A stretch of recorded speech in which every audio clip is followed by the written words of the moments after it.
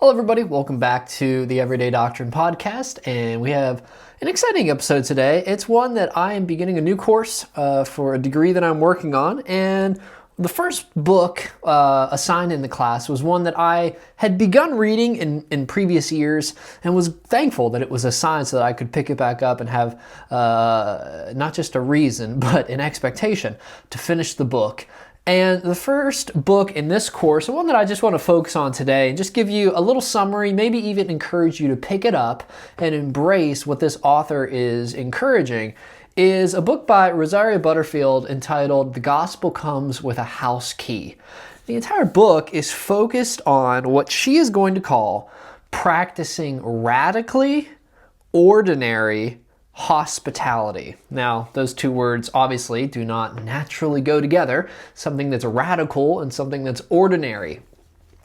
But Rosario Butterfield, she is a unique individual. She has a very interesting past where she was trained philosophically and was very much an atheist. And more than that, lived and followed a very alternate lifestyle as far as her sexuality and as far as her morals. And became introduced to a Christian couple. And they, in turn, did to her what she has done for many, many people since she came to Christ, which was invited her as someone who they knew was the enemy. This Christian couple invited her and had a meal with her in their home and really began including her into the regularly scheduled events of their life. And really, she went into it as a young, really quick-tempered, very quick-witted, antagonistic individual against Christianity. And her testimony is such that she hated the fact that she loved these people. And she hated the fact that they loved her because she wanted to fight. And she was going there for fuel to get more and more reasons why these closed-minded, bigoted Christians who didn't accept her friends, her family, didn't accept people who believed like her, and more than just her lifestyle, her entire worldview, Christians viewed it as the enemy, something that would send her to hell. And she rejected that. But as this couple invited her into their world, she came to know Christ. And her life has really been one that has been dedicated to hospitality. And so I'm not going to tell you everything in the book. I will say this book is filled with so many personal experience stories. And really one of the first and sort of carries through the book, she comes back to one of their neighbors, name is Hank, time and time again, is that Hank was a very much an isolated man, lived next door neighbor. Nobody in the neighborhood liked him. Nobody in the neighborhood trusted him. He had this massive pit bull. And Rosaria and her husband, Kent, who is a pastor at a local church in their area, sort of set their targets on him. And they really were trying to develop a friendship. And when they began walking their dogs at the same time, when they began inviting him to meals, when they began making sure that if he was out doing yard work, they were out doing yard work, they began to get dirty looks, questioning glances from other neighbors who were very uncomfortable. Well, his story continues throughout it, and it gets pretty intense. How far they went to continue to share the gospel, to continue to show the love of Christ. But I just wanted to share with you a couple takeaways and a couple encouragements from this book specifically, but something that I hope you'll be challenged to incorporate into your daily life. One of the first insights that I found from this book was that hospitality, and again, the idea of hospitality being welcoming people into your world. Most regularly and most commonly welcoming people into your home. Again, the title of this book is the gospel comes with a house key.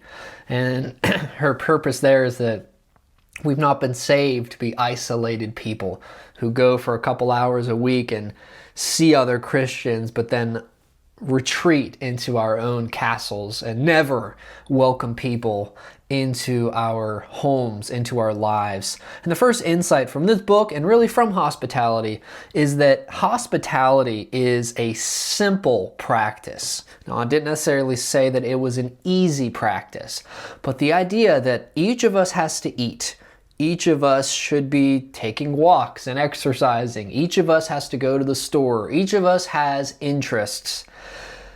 What hospitality does is it begs the question from us, how can we include other people, both saved and unsaved, into that process? We get creative with it, but we make sure that it is part of our regular schedules.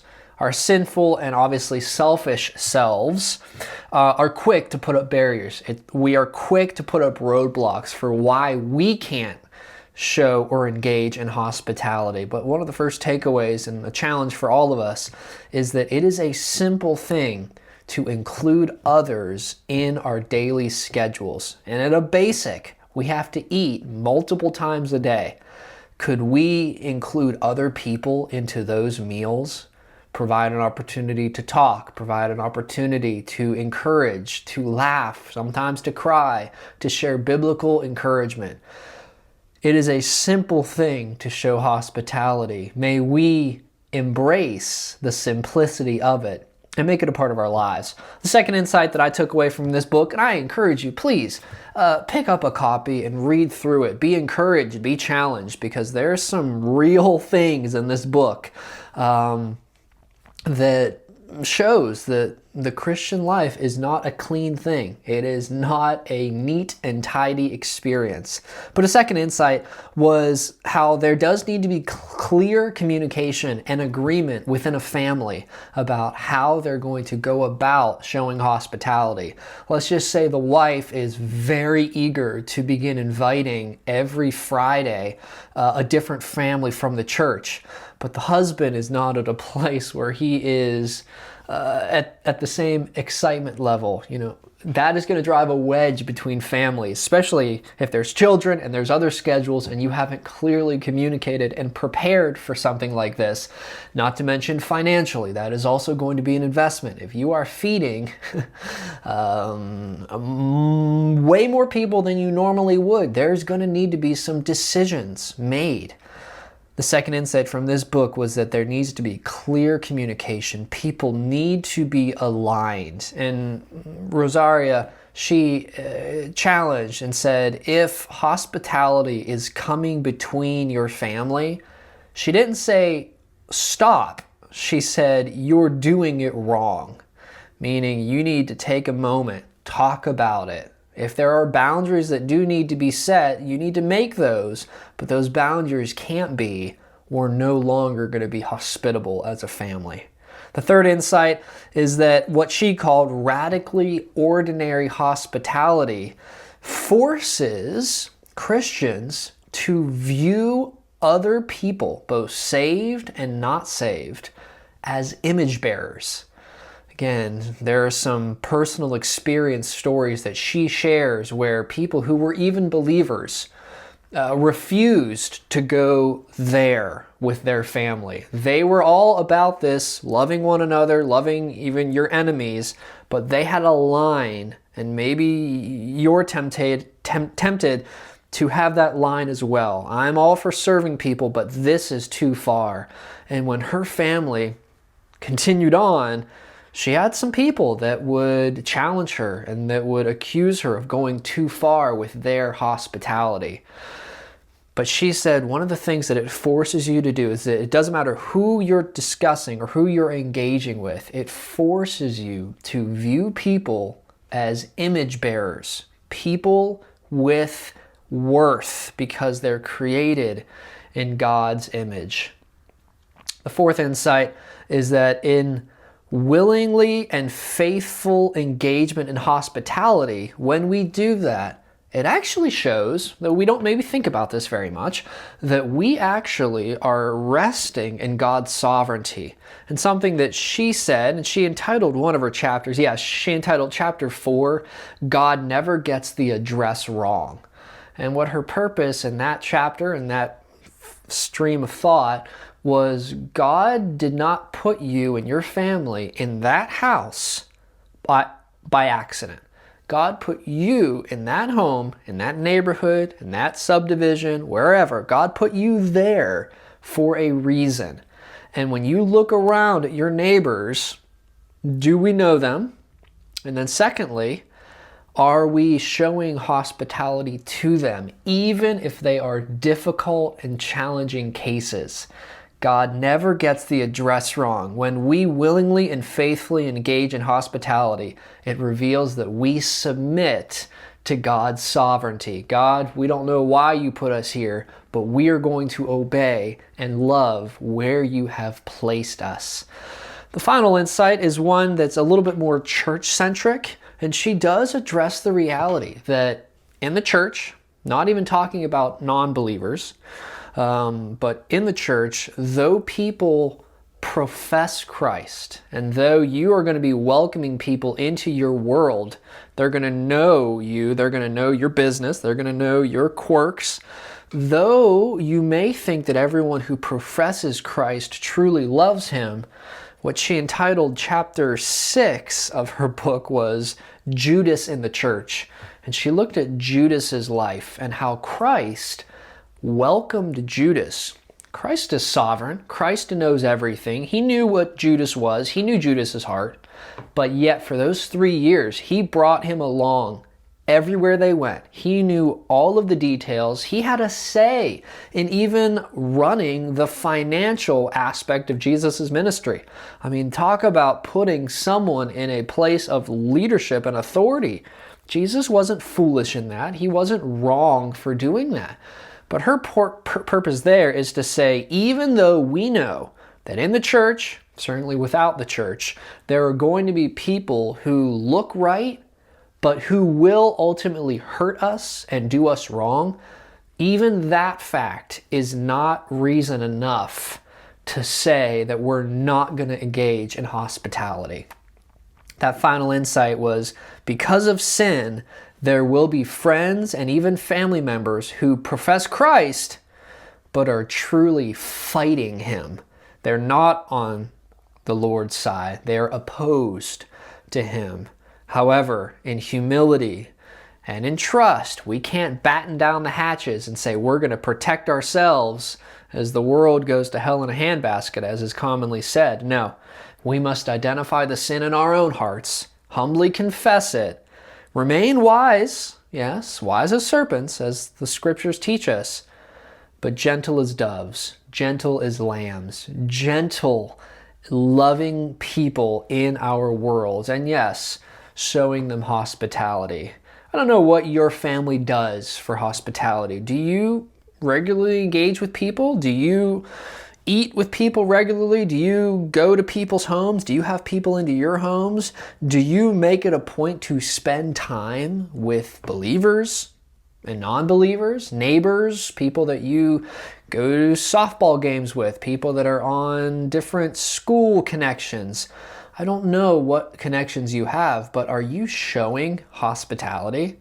Let me just read for you a couple quotes and then we'll bring this to a close from this book that I hope will sort of inspire you to check it out and consider, okay? Here's one of the quotes. It comes from page 87 in the book, and she said, "The love that must stand behind hospitality is what we call covenant love. And covenant love always starts with the fall in the Bible, because there is no greater example of loving our enemies than God's response to his people who fell in Adam."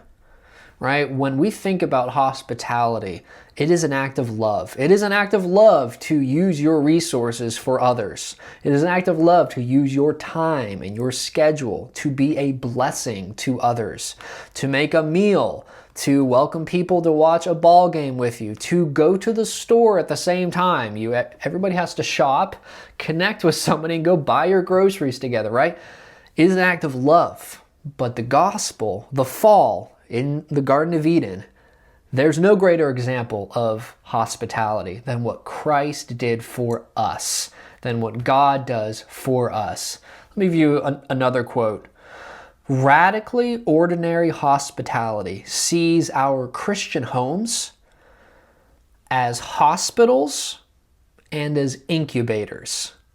And those are two challenging perspectives there, but rather than seeing our homes as a castle or a fortress, Rosario Butterfield, her example and the challenge that she wants the readers to accept is to understand that hurt and pain, and welcoming that into your home, the hurt in others, the pain from others, the hurt that they may even show to you, is necessary for growing in Christ, for actually healing those wounds and moving forward.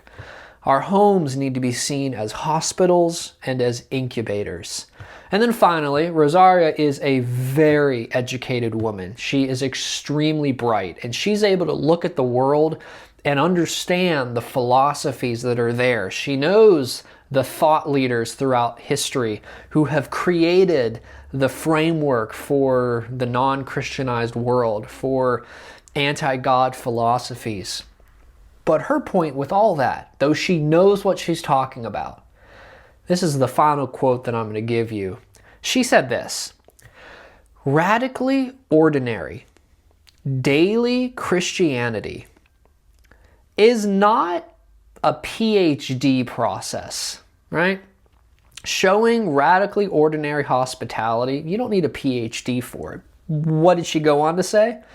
The gospel coming with a house key is simply the ABCs of Christianity, right? We don't need an education or a library filled with earmarked books before we begin being hospitable. We need to love people as Jesus does. We need to open our homes and our checkbooks for the purpose of serving His creation, serving His people and those who are not yet His people, with the gifts, the resources, the possessions, and the abilities that He gave us in the first place. And at the end of the day, when we consider the cost, when we consider the endeavor, when we consider the investment, we're reminded it's all God's anyway. So we must obey, and we must have the willingness to engage. And I would just challenge us as we get into a new year at the time of this episode, would you consider picking up The Gospel Comes with a House Key? And would you consider thinking of even one way that you can begin engaging in the idea and in the process of Christian hospitality? Thanks so much for watching. If you want to follow along, that would be a wonderful way for us to connect. I encourage you to check out the website, everydaydoctrine.org, and there's a lot more resources being updated there weekly. Thank you so much for watching. Look forward to continuing this conversation with some in person or some over digital ways. But thank you for watching, and we'll get together in the next episode.